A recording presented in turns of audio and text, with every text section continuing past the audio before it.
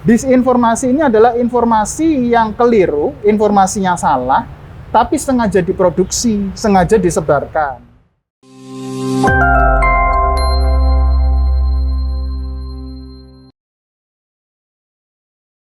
Halo Sobat Mako, jumpa kembali bersama saya tentunya Vivin Citra. Kalau Sobat Mako di rumah penasaran kira-kira Citra ada di mana ya? Kok bising banget sih Citra gitu kan? Nah pasti pada tahu dong kalau Kota Malang itu punya MCC, Malang Creative Center. Hari ini saya main ke MCC ya, ternyata luar biasa, tempatnya bagus banget. Dan kalau Sobat Mako bertanya, Citra ada di mana sih? Di lantai 7-nya MCC Malang Creative Center atau Selasar lah ya. Bagus kan lihat background-nya. Tapi kita tinggalkan dulu MCC karena hari ini saya akan ngobrol-ngobrol nih ya dengan Mas Anandito Birowo. Jadi beliau ini adalah koordinator wilayah Malang Mafindo. Langsung aja kita sapa. Selamat pagi Mas Dito. Selamat pagi. Apa kabar? Alhamdulillah. Baik. Sehat ya? Harus sehat ya Mas. Kalau jadi koordinator gitu kan pasti sibuk nggak sih Mas Dito? Lumayan. Harus kemana-kemana gitu ya? Iya, memberikan edukasi gitu, seperti itu ya. Oke. Mungkin yang pertama nih Mas Dito ya, sebelum nanti kita ke tema kita hari ini ya, bijak dalam berinternet, perangi hoax dan juga lain sebagainya begitu. Ya.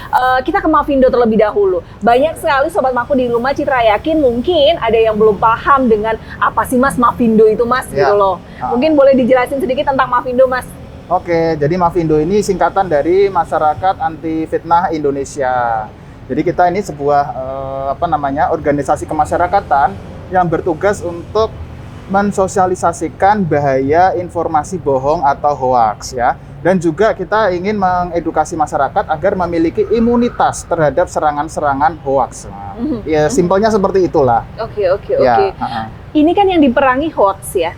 Jadi kalau misalnya berperang dengan orang tuh lebih mudah nggak sih Mas? Ayo kita berantem gitu kan lebih mudah ya? Lebih mudah ya karena orang itu lebih jelas. Betul. Gitu, fisiknya. Objeknya jelas siapa jelas, gitu. Tapi ya kan? kalau hoax, hoax itu kan dari ibarat kata kan mulut ke mulut. Kalau sekarang bukan mulut ya, dari jempol ke jempol gitu ya Mas. Ya. Nah kalau seperti itu kan sulit ya. Menurut Citra tuh kalau kayak gitu sulit. Gimana kalau pendapat Mas Dito? Ya lumayan sulit karena kadangkala setiap kita sudah menemukan suatu hoax ya, masyarakat kan pertama belum bisa membedakan nih, ini tuh hoax atau fakta. Betul. Gitu seperti itu. Begitu kita sudah bisa mengidentifikasi, oh ini ternyata hoax, nanti akan bermunculan beberapa hoax lagi seperti itu. Nah, seperti itu merupakan kesulitan yang juga mungkin harus kita hadapi bersama ya seperti itu. Tapi yang jelas kita tidak kalah semangat, artinya kita selalu ada keinginan untuk mengidentifikasi hoax-hoax apa saja yang akan timbul, ya kan? Bahkan juga hoax-hoax lama bersemi kembali. Ada istilah seperti itu ya. Betul. Mungkin hoax tahun lalu diulah lagi menjadi hoax-hoax baru, dirubah cuma judul atau narasi sedikit begitu ya Mas itu ya. Dia, seperti itu gitu. Jadi ini ya begitulah, masyarakat kita harus kita edukasi. Betul. Salah satu hoax yang cukup populer ini kalau tidak salah pernah saya temukan di dalam grup WA, itu ada sebuah video katanya di Jawa Timur di sebuah pegunungan ditemukan burung Garuda. Nah, itu mungkin pernah nggak? Pernah nggak lihat pernah baca itu saya. Pernah nggak lihat videonya? Jadi ada videonya burungnya itu besar sekali, dia mau terbang seperti itu, burung Garuda. Ternyata setelah kita telusuri itu bukan burung Garuda, itu sejenis burung lain dan itu lokasinya bukan di Indonesia malahan seperti itu ya. Oke. Nah, hal-hal yang gini memang kita harus jeli ya. Betul, harus jeli sekali. Ini yang sedikit menarik buat saya. Kalau tadi Mas Dito menyebutkan bahwasanya kadang kita sulit membedakan antara mana yang hoax, mana yang real gitu ya. Nah, lantas bisa nggak sih kita kayak ngebedain gitu ya? Oh ini berita hoax, oh ini mungkin beritanya memang fakta seperti itu. Bagaimana caranya kita? Bisa sebenarnya yaitu kita dengan menggunakan nalar kritis ya. Jadi kalau kita sebenarnya kan masing-masing dari setiap manusia itu sudah punya apa yang namanya critical thinking atau nalar kritis ya. Nah di situ nalar kritis ini berperan sekali untuk kita sebagai alat bantu utama untuk mengidentifikasi ini sebuah kebenaran atau bukan gitu. Kadangkala kalau hal yang terlalu muluk-muluk itu kayaknya agak aneh kalau itu disebut sebagai suatu kebenaran gitu ya. Betul. Seperti burung Garuda di Jawa Timur gitu. Nah kita harus lihat dulu. Kita cari dulu nih di berita, ada nggak burung Garuda muncul di Jawa Timur gitu. Nah, jadi yang kedua adalah dengan menggunakan sumber berita yang terpercaya ya. Kemudian yang ketiga, kalaupun seperti itu masih belum bisa, itu kita dari Mavindo sudah ada alat bantunya, ya, yaitu dengan chatbot. Nah, kita ada 2 chatbot, ada chatbot Kalimasada dan chatbot Tipline. Gitu. Iya. Gunanya itu untuk apa? Nah, gunanya ini kita untuk membantu masyarakat memastikan informasi ini hoax atau bukan, bisa seperti itu. kedetek berarti Mas Dito? Nanti tinggal memasukkan kata kunci ya, kata kunci di chatbotnya. Kita cek, misalnya kata kunci burung Garuda di Jawa Timur. Nah, itu nanti akan keluar nih beritanya. Ini benar atau enggak seperti itu. Iya. Jadi mungkin ini yang salah satunya akhirnya memudahkan masyarakat untuk bisa lebih bijak lagi gitu ya. Betul. Dan tadi untuk contoh nalar kritis ya, ini pernah yang saya temukan di sebuah grup WA, itu ada beredar misalnya video anak durhaka kepada ibunya, menendang kepala ibunya waktu sholat, dia berubah menjadi sapi. Kakinya jadi sapi gitu terus kan badannya ya. tetap, terus tiba-tiba badannya jadi pernah ya nemu seperti itu. Nah, kita pakai nalar kritis. Secara nalar kritis tuh masuk akal mungkin apa enggak sih, gitu loh. Gitu manusia ya. Berubah menjadi sapi gitu loh. Nah, gitu. Dari situ dulu ya, dari kita harus nalar dulu nih, bener kita pakai nggak nalar sih? kritisnya. Iya, betul. Saya tuh juga ini, Mas Dito ya, jadi setiap hari itu mungkin selain podcast ya, Sobat Mako yang ada di rumah ini juga tahu, kita kan selalu siaran live streaming ya. Nah, live streaming kita ada program serba-serbi, di mana itu kita menginformasikan tentang berita-berita hoax. Dan itu memang banyak sekali berita hoax itu. Ya. Dari yang pandemi tentang vaksin COVID-19, efeknya bisa lumpuh, efeknya bisa. Jadi orang itu kan kadang takut duluan ya. Iya, dan kadang itu akhirnya untuk saking takutnya itu akhirnya nggak mikir gitu Mas Dito. Ini tuh beritanya bener nggak sih? Main share aja. Alasannya ngejaga keluarga supaya aman. Lah, lantas bagaimana dengan kita harus menyikapi kendala-kendala seperti itu yang terjadi di masyarakat? Nah, untuk seperti itu, yang pertama masyarakat harus bisa membedakan pertama antara fakta dengan opini. Nah, ini beda lagi ya. Kalau fakta dengan hoax tadi ya, ini fakta dengan opini berarti. Ya, itu. Jadi fakta dan opini ini kaitannya kan tadi dengan COVID kan, COVID-19.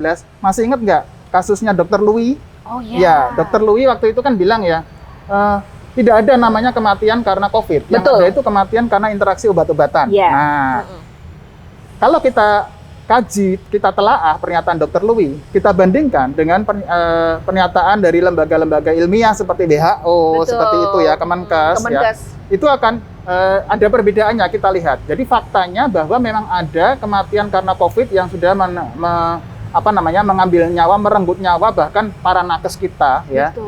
Tetapi Dr. Louis menyatakan di situ tidak ada kematian karena COVID, yang ada karena interaksi obat-obatan. Ini adalah opini. Jadi opini pribadi dari Dr. Louis.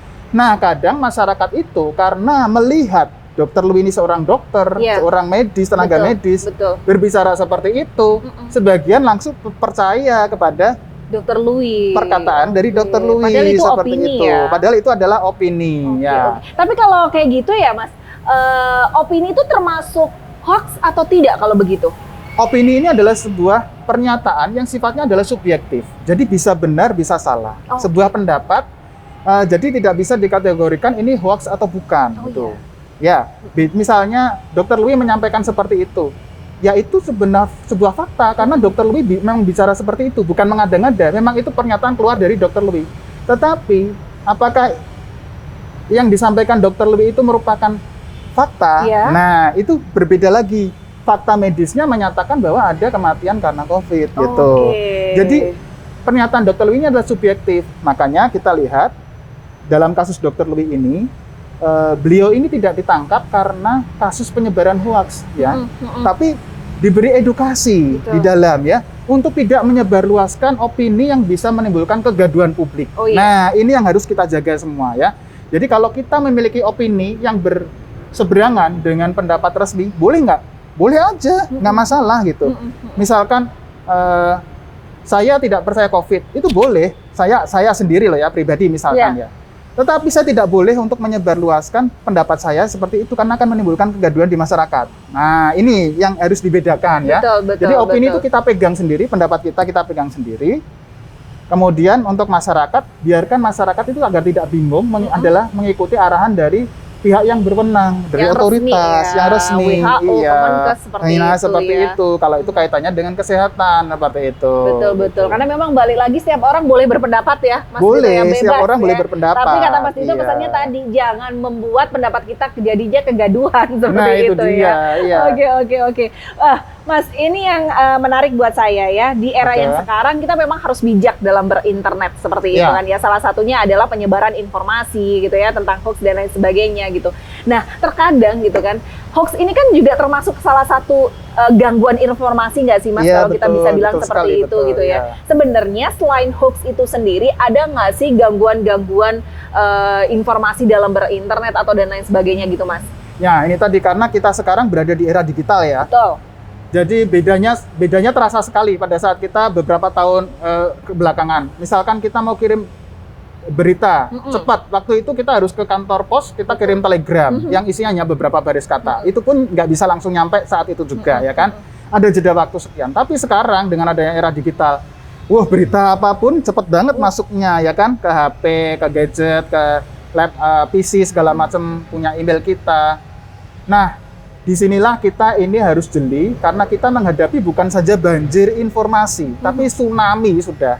Istilahnya itu sudah tsunami informasi. Iya. Karena kalau kita tidak jeli, tidak waspada, kita bisa digulung habis gitu kan. Maka kita harus mencermati ada 3 macam gangguan informasi ya yang biasanya terjadi gitu. Yang biasanya terjadi yang pertama adalah malinformasi. Iya. Ya, malinformasi ini adalah informasi yang kemungkinan bisa benar, tetapi dia berbahaya kalau disebarluaskan. Oh. Ya, contohnya apa? Contoh apa nih? Nah, contohnya informasi tentang korban kecelakaan. Iya. Iya, korban kecelakaan di tol misalnya. Kita lewat tol, lihat ada korban kecelakaan, kita foto, terus kita share.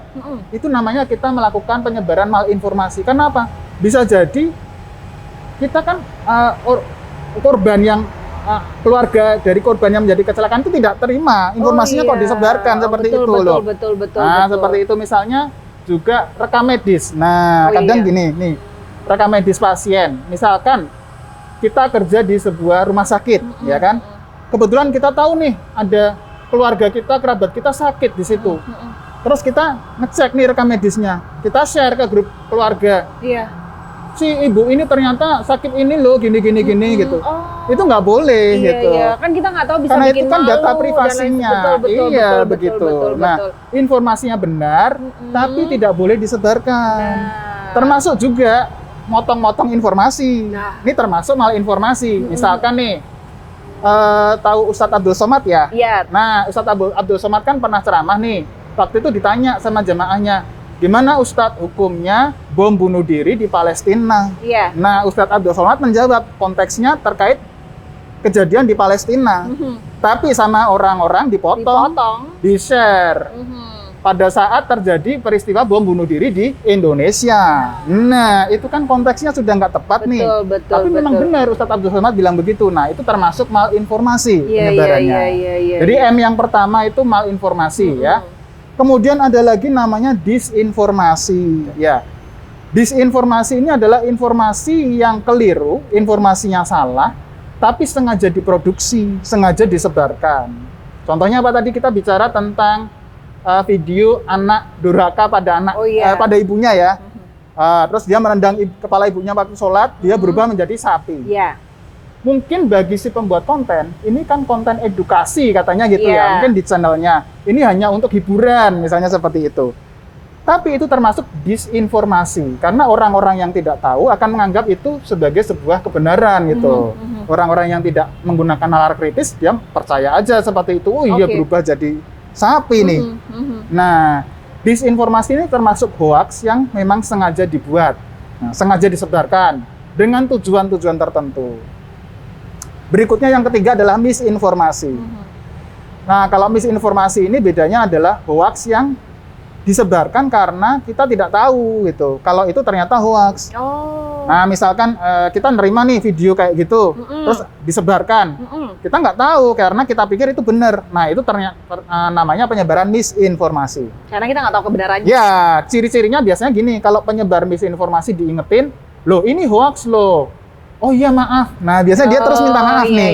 Kalau misinformasi tuh masih mau minta maaf istilah penyebarnya ya kan. Tapi kalau disinformasi itu biasanya langsung ngegas gitu. Kalau dia dikasih tahu ini salah loh, ini hoax. Urusanmu apa misalnya gitu. Yang penting kan ini bermanfaat kontennya gitu. Seperti itu contohnya. Ada berarti ya tipe-tipe begitu ya Mas? Ada, seperti itu gangguan informasi dan itu kita kaji di dalam Mavindo, kita selalu mencermati hal-hal seperti itu. Baik. Aduh seru banget ya kalau kita ngomong berita hoax. Apalagi kita tempatnya di sini ya. Ini seru juga dengan suara-suara yang di luar ya Mas. Ada suara kereta barusan lewat, ada suara ambulan, ada orang ngelas. Aduh pokoknya memang macam-macam ya. Inilah variasinya kalau kita di sini begitu. Mas, kita balik lagi nih. Tugas dari Mavindo sendiri dengan banyaknya berita hoax yang beredar saat ini, dengan mudahnya kita tahu zaman belum media sosial semarak sekarang gitu loh Mas ya. Kalau dulu kan handphone cuma media sosial aja cuma Friendster, masih ingat zamannya itu nggak sih? Betul. Belum ada yang namanya Instagram, Twitter gitu ya. Jadi penyebaran berita itu kan tidak seluas sekarang. Sekarang adanya media sosial itu kan, aduh cepet banget gitu loh Mas Dito. Jadi kalau dari Mavindo sendiri, langkah apa sih biasanya yang dilakukan gitu ya untuk bisa menghentikan supaya tidak terjadi lagi, tidak adanya berita-berita hoax seperti itu? Nah di sini Mavindo juga memanfaatkan nih media sosial itu. Jadi untuk memberikan edukasi, Mavindo juga ada Twitternya, ya kan? Ada Instagramnya, bahkan di Instagram Mavindo itu nanti teman-teman masyarakat bisa melihat bahwa klasifikasi hoax itu bukan hanya ada misinformasi dan disinformasi aja, tapi ada 7 macam. Jadi kita menggunakan 7 macam versi dari first draft ya. Contoh ada hoax jenis satir atau parodi. Nah itu yang kayak yang lucu-lucuan lah ya, yang konyol-konyol gitu seperti itu. Nanti ada hoax yang tipe manipulated content, jadi konten yang memang dibuat-buat untuk mengada-ngada. Ada nanti hoax namanya misleading misalnya ya, jadi dia sengaja untuk dipisahkan, tidak terkait antara isi dengan kontennya seperti itu. Ada banyak. Nah selain itu Mavindo juga rutin nih mengadakan pelatihan. Jadi kita ada mengadakan pelatihan misalnya kelas kebal hoax. Nah atau perempuan pencari fakta, pemeriksa fakta. Nah, itu ada seperti itu ya. Jadi secara rutin kita adakan agar masyarakat ini teredukasi seperti itu. Sasarannya lebih kemana sih Mas? Remaja kah? Atau mungkin umum atau seperti apa? Ada. Nah, kalau misalnya perempuan perempuan pemeriksa fakta ya biasanya kita adakan untuk perempuan ya. Karena ada beberapa penelitian bahwa secara psikologis itu perempuan lebih mudah untuk dipengaruhi baik untuk menyebarkan hoax maupun untuk menyebarkan berita yang anti hoax. Seperti itu. Atau karena perempuan itu kan lebih main perasaan nggak sih? Jadi kalau nerima berita itu kan kadang, aduh apalagi yang berkasihan-kasihan gitu kan empatinya lebih tinggi gitu ya Mas. Seperti itu. Kemudian ada kelas kebal hoax itu biasanya untuk remaja, misalnya anak-anak SMP, anak-anak SMA seperti itu. Mas, ada banyak sih. Kalau sejauh ini ya, sebenarnya kalau untuk berita-berita hoax seperti itu, apakah sebenarnya ini bisa dipidanakan nggak sih Mas kalau kita salah gitu ya ikut menyebarluaskan? Ini juga informasi untuk Sobat Mako yang ada di rumah ya, mungkin termasuk orang yang kalau sekarang tuh kan bukan mulutmu harimaumu ya, lebih banyak jempolmu itu yang menakutkan gitu kan. Nah itu bisa dipidanakan nggak Mas? Sebetulnya kalau kita lihat di Undang-Undang ITE itu bisa aja ya. Di Undang-Undang ITE itu kan ada beberapa konten yang dilarang. Termasuk di situ adalah menyebarkan berita bohong dan menyesatkan atau menyesatkan yang bisa mengakibatkan kerugian ya kepada si korban tersebut gitu. Ini yang harus itu bisa itu dipidanakan seperti itu. Makanya kalau kita lihat bahwa dalam perkembangan Undang-Undang ITE itu banyak sekali kan orang saling lapor ya. Akhirnya orang ini lapornya menyebarkan hoax, ini menyebarkan ini hate speech ini. Akhirnya polisi jadi kewalahan nih. Bingung. Ya banyak sekali laporan yang masuk. Sehingga polisi pun terpaksa akhirnya keluar surat edaran Kapolri untuk restoratif justice. Restoratif justice artinya melakukan pendekatan melakukan pendekatan kepada masyarakat nih. Betul. Jadi udahlah kita baik-baik saja, nggak usah seperti itu. Ini kamu salah menyebarkan hoax seperti ini. Kayalah minta maaf. Makanya kita kadang menemukan ungkapan di masyarakat, alah penyebar hoax kayak gitu paling bentar lagi juga tanda tangan meterai 10.000 selesai gitu. Bukan begitu juga ya. Ini kan namanya restoratif justice. Artinya dengan catatan. Paling enggak dia sudah memiliki catatan nih di kepolisian gitu kan. Jadi jangan sampai mengulangi lagi perbuatannya seperti itu. Semua orang kan juga bisa khilaf ya, bisa salah. Betul, Nah, ya. itu Baik, dia. setuju saya kalau itu ya. Nah, Mas, sejauh ini kalau dari Mavindo ini sudah berdiri berapa lama sih, Mas? Kalau boleh tahu. Oke, Mavindo itu sejak tahun 2016. Jadi awalnya Udah cukup lama berarti bermula dari grup Facebook ya. Oh. Grup Facebook itu kita istilahnya membuat grup Facebook, namanya Forum Anti Fitnah, Hasud dan Hoaks. Nah, FAFHH. Iya. Forum Anti Fitnah, Hasud dan Hoaks. Kemudian anggota forumnya kan makin banyak nih. Jadi kita di situ pertama nih saling counter informasi. Ada yang ngasih informasi, ini bener nggak sih kejadian kayak gini gitu. Kemudian ada counter, oh nggak bener nih, ternyata yang bener nih begini, faktanya begini. Oke. Lama-lama berkembang, makin besar sehingga dibuatlah sebuah perkumpulan ya. Datang ke notaris, dibuat perkumpulan. Tadinya mau pakai Masyarakat Anti Hoaks Indonesia. Ternyata waktu itu kata hoaks belum masuk di KBBI. Oh. Ya, kata hoaks itu masih belum masuk di KBBI. Karena ini kan bahasa serapan ya, dari bahasa Inggris hoax gitu kan. Akhirnya dipakailah Masyarakat Anti Fitnah Indonesia. Seperti jadilah itu. Mavindo ini. Setelah Mavindo keluar, baru kata hoax masuk di KBBI yang baru gitu ceritanya. Iya. Masih zaman Facebook ya. Jadi sobat Mako bisa paham lah kita isu yang berapa gitu ya. Oke, Mas, sejauh ini dari 2016 Mavindo ada gitu ya. Pengalaman dari Mas Dito sendiri gitu ya, berita hoax atau konyol apa sih yang pernah Mavindo terima ya, ibaratnya ada gitu, dan aduh ini konyol sih sebenarnya, tapi kok ada yang menyebarluaskan berita seperti ini gitu loh. Langsung biasanya tanggapannya diapain gitu? Ya banyak banget sih, memang ada juga yang seperti ini, aduh beritanya jelas-jelas konyol, ngapain sih di debang, istilahnya gitu ya. Kita punya istilah debang itu untuk mengcounter informasi seperti itu. Tapi dia bilang loh, ya tetap aja namanya hoax, meskipun sekonyol-konyolnya apa ya tetap aja harus di counter biar masyarakat ini juga teredukasi seperti itu. Biasanya caranya untuk mengcounter itu tindakan apa yang dilakukan dari Mavindo sendiri?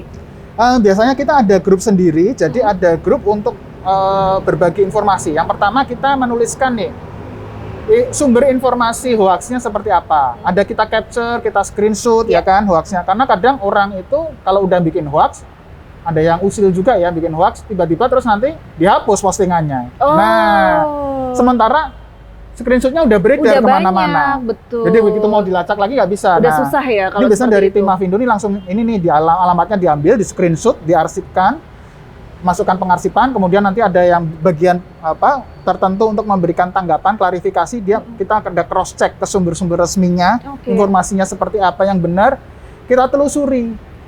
Misalkan itu adalah video. Nah, ini salah satu tipsnya ya, saya buka di sini. Kalau video, kita juga sebenarnya bisa pakai di HP untuk cara sederhana. Video itu kan ada terdiri dari beberapa macam gambar nih. Kita screenshot nih beberapa gambar, kita cek ke Google. Nah, ini nanti akan keluar seperti itu. Ya. Punya siapa gitu videonya berita ya. aslinya itu dari mana gambar ini tuh gitu apa kan? sih ceritanya gitu. Oke, berarti kalau kayak gitu di Mavindo harus setiap hari ngecekin kayak gitu-gitu nggak sih Mas atau gimana? Ada, itu namanya ada komitenya sendiri. Ada komite pemeriksa fakta istilahnya begitu ya. Luar biasa ya ada Mavindo sendiri. ya. Dan Mavindo juga sudah nanti punya sertifikasi pemeriksa fakta internasional. Betul. Seperti itu. Oke. Sip pokoknya buat Mavindo ya. Kalau bingung-bingung tanya ke Mavindo langsung aja deh, ini beritanya hoax atau apa. Mungkin yang terakhir ini Mas ya. Di era yang sekarang kita tahu digitalisasi, mudahnya kita mengakses informasi dan lain sebagainya gitu ya. Apa yang harus kita lakukan gitu ya untuk masyarakat dan juga Sobat Mako yang ada di rumah supaya kita lebih bijak lagi menggunakan media sosial dan menyebarluaskan berita gitu. Oke, jadi sebetulnya masyarakat ini harus selalu diedukasi agar menggunakan internet secara aman dan sehat ya. Aman dan sehat itu seperti apa? Caranya bagaimana? Yang pertama, masyarakat jangan asal klik. Nah, ini kebiasaan nih kalau masyarakat dapat informasi lewat WA, ada kiriman undangan pernikahan misalnya, APK, diklik, di-download, ternyata dia malware, ya, malicious software berbahaya yang memang disebarkan untuk menguras rekening perbankan segala macam. Jadi yang pertama-tama jangan asal klik, pastikan kalau kita membuka alamat situs ya, menggunakan protokol yang aman, ya. Contohnya HTTP itu harus ada S-nya belakangnya. Oh. Ya, HTTP kan singkatan Hypertext Transfer Protocol, ya. Nah, itu harus ada secure-nya belakangnya. Itu biasanya ditandai ada gemboknya kalau kita buka di browser. Ya. Kemudian yang kedua, meskipun ada gemboknya, jangan sekali-kali kita tergoda kalau ada penawaran download film gratis, download buku gratis, download musik gratis, dikasih linknya. Meskipun itu HTTPS, karena biasanya situs-situs yang menawarkan gratisan itu, mereka dapat uang dari mana? Dari iklan. Nah, iklannya itu kadang mereka mengandung malware. Oh. Ya, jadi misalkan nih, saya suka film India, ya kan? Misalnya, terus saya masuk di film gratis. Saya ngecek film India. Ini di situ ada software yang merekam kesukaan kita, sehingga dia menampilkan iklan-iklan di film-film India yang suka saya lihat seperti itu, ya. Itu namanya adware. Jadi ada software-software berbahaya yang ditanam. Kemudian berikutnya jangan asal klik tadi ya. Jangan asal klik koneksi WiFi. Nah, ini kadang kita lupa loh. Iya, betul. Misalnya kan kita pergi nih. Kadang kita terlalu pelit untuk sedia paket data. Sehingga pada saat kita masuk di kafe, ya kan, kita langsung nanya nih, ada hotspotnya nggak? Passwordnya apa? Gitu, betul, nah, betul. Kita langsung main connect aja. Padahal di situ bisa menjadi celah ya. Saya tidak bilang bahwa WiFi di kafe-kafe itu berbahaya ya. Tapi kita harus waspada ya. Kemudian yang berikutnya jangan asal share. Nah, jangan asal share termasuk pada saat kita mendapatkan informasi, kita harus menerapkan prinsip saring sebelum sharing. Oh iya. Ya kan? Saring sebelum sharing. Itu tadi informasinya tuh benar apa enggak. Kemudian kalau informasinya benar, ini mengandung informasi pribadi yang privasi enggak, yang harus dilindungi enggak. Nah, kadang kan di grup-grup WA misalnya dibuka pendaftaran untuk bantuan sosial. Syaratnya adalah mengisi formulir ini dengan melampirkan KTP. Kadang orang-orang yang gaptek itu langsung foto-foto KTP di-share aja di grup WA seperti itu. Nah, itu padahal data pribadi kita nggak boleh di-share. Oh iya. Termasuk nggak boleh nge-share nomor rekening juga loh. Betul. Kita sembarangan. Oh, padahal ya kan? kita sering banget nomor rekening nah, ya. Nah, kenapa tuh? Karena kita berharap kalau nomor rekening kan nggak apa-apa ya di-share, pikirnya nanti dapat transferan. Betul. Ya. Nah, sekarang ada yang namanya modus money laundry. Nah, itu lagi marak nih. Iya. Bahayanya apa? Misalkan kita nih punya rekening kita isinya 3 juta lah ya. 3 juta untuk biaya hidup misalnya. Kemudian kita terkena money laundry, ada transferan 300 juta masuk. Tiba-tiba. Ya. Jangan dikira PPATK itu tidak curiga gitu. Oh. Bisa curiga, dibekukan rekeningnya. Akibatnya apa? Ya uang kita yang 3 juta nggak bisa diambil juga. Ikut gitu. juga di situ ya. Iya, uangnya masuk tapi nggak bisa keluar. Betul. Nah, jadi harus waspada, jangan membagikan nomor rekening ya. Kalaupun kita seorang pebisnis ya kan, ada bisnis UMKM, itu harus dipisahkan rekening pribadi dengan rekening bisnis, itu rekening usaha ya. Kemudian yang berikutnya jangan lengah ya. Jangan lengah, tetap waspada. Jangan lengah apa? Kita harus selalu rutin mengganti password ya. Termasuk kita kan punya akun media sosial banyak nih, ada Instagram, Facebook, Twitter misalnya gitu ya. Itu harus dibeda-bedakan. Password-passwordnya harus dibedakan dan harus pakai password yang kuat. Kombinasi antara angka, huruf besar, huruf kecil ya kan, ataupun simbol seperti itu.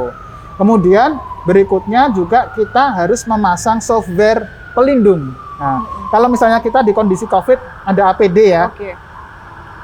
Perangkat kita juga harus ada APD-nya. Jadi kita harus menginstal software, misalnya software anti malware, gitu kan, software antivirus, seperti itu tuh harus selalu ada dan harus selalu diupdate, ya. Yang terakhir adalah jangan melampaui batas. Ya, apa itu jangan melampaui batas? Kita menggunakan perangkat digital itu harus ada screen time, ya. Jangan sampai berlebihan melampaui batas sehingga akhirnya kita menjadi kecanduan.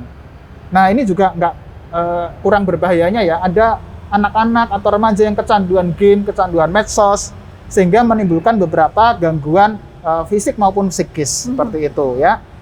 Dan kalaupun seperti itu, maka langkah yang harus dilakukan apa? Kita harus konseling seperti itu ya, untuk melepaskan diri dari ketergantungan medsos seperti itu. Baik. Wow, Ya, luar biasa kurang banget lebih ini Mas seperti Dito itu. ya. Obrolan kita hari banyak banget Oke. ilmu yang saya dapatkan. Ternyata memang butuh yang namanya kehati-hatian dalam kita menerima informasi dan juga menyebarkan informasi seperti itu Betul, ya. ya. Oke deh, mungkin yang terakhir nih Mas Dito, apa yang ingin disampaikan kepada Sobat Mako yang ada di rumah sebelum nanti kita tutup ya? Silahkan.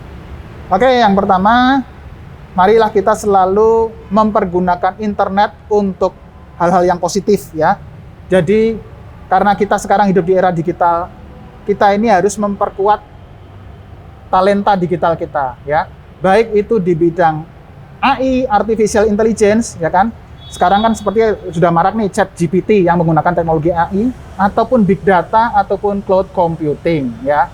Kemudian kita juga harus memperkuat soft skill kita ya, yaitu ada 4C kalau Pak Joni Jiplet bilang ya, 4C, yaitu yaitu critical thinking, kemudian creative, collaboration, dan communication. Nah, itulah kunci utama bagi kita agar kita bisa menghadapi tantangan di masa depan. Seperti itu. Oke, baik, terima kasih banyak Ya, Mas terima Dito. kasih kembali. Sehat selalu. Salam buat Amin. teman-teman di Mavindo. Ya, Tetap siap. semangat ya Oke. untuk perangi berita hoax Terima kasih, seperti ya. itu. Ya, demikianlah Sobat Mako obrolan Citra bersama dengan Mas Dito, tentunya dari Mavindo. Dan memang yang paling jelas ketika kita bermedia sosial, menerima atau mengirimkan informasi harus benar-benar bijak. Sharing ya, atau saring sebelum sharing seperti itu. Dan yang pastinya ingat ya, kalau sekarang ini hati-hati dengan jarimu, jempolmu ya. Saya Vivin Citra pamit undur diri, sampai jumpa.